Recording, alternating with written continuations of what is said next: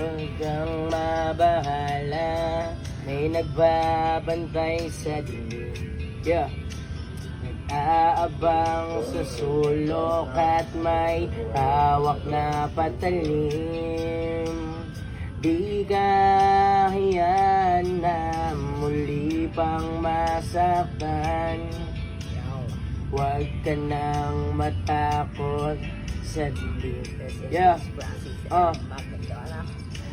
Ito ay kwentong hango ng galing sa dalawang taong nagmamahalan ng tunay ang halay, Elsa at Lando. At parang pagkakatao ay nakakandado dahil magkalayo ang uri ng buhay ng estado. Ng buhay ni Lando di nalalayo sa marami, sinunog ng araw ang kulay, balat at marami ng galyo ng pawis ang kanyang naidilig sa lupa, upang ang gutom di na masukli ang panganan luha, habang ang babaeng kanyang minamakal ay sagana. Ngunit kabilang sa pamilya na di na alintano, pakikipagkapwa-tao sa mga tulad niya ng duka. Ganun pa man patuloy magmamakal na pinula ng pag-ibig na huwag kang mabahala, may nagbabantay sa dilim. Yo. Nag-aabang sa sulok at may hawak na patalim. Di ka hahayaan na muli pang masaktan. Huwag ka nang matakot sa dilim. Yung sabay nga ako sa mga nakakasalam.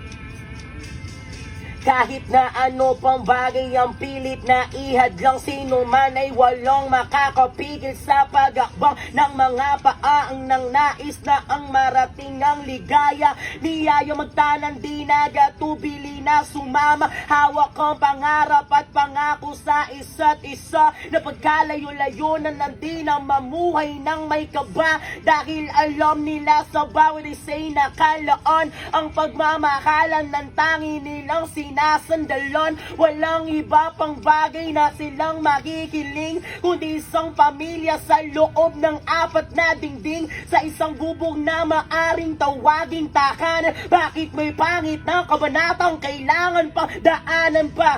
Huwag kang mabahala, may nagbabantay sa dilim. Yeah. Nag-aabang sa sulok at may hawak na patalim. Di ka hahayaan na muli pang masaktan. Huwag ka nang matakot sa dilim. Yeah, rest in peace, idol. Isang gabi ng Huwebes, lumubog na ang araw.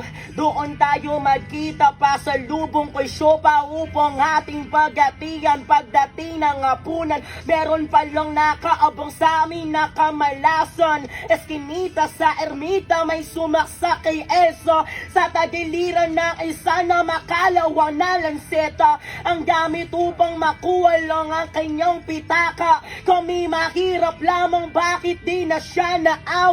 Hindi ko naabot ang buhay ang aking mahal, at sa hanggang huling antungan ay nagdarasal. Bakit po ang laging lumalabas sa aking bibig, palaboy-laboy na di na walang landas? Ako'y sinusunod baliw sa mata ng marami. Siguro nga di ko kilala ang aking sarili. Pangalitaong grasa, may patalim na gamit, at ang tanging alam lamang isang malungkot na awit. At sabi, huwag kang mabahala, may nagbabantay sa dilim.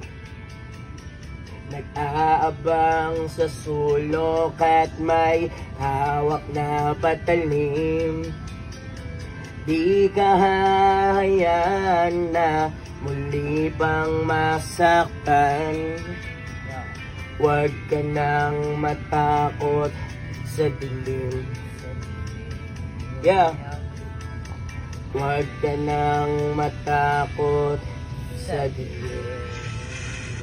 Yeah, rest in peace, idol. So, hindi ako nagpunta dito para magpasikat o magpaano. Sadya lang talagang sobrang idol namin talaga to ni Papa.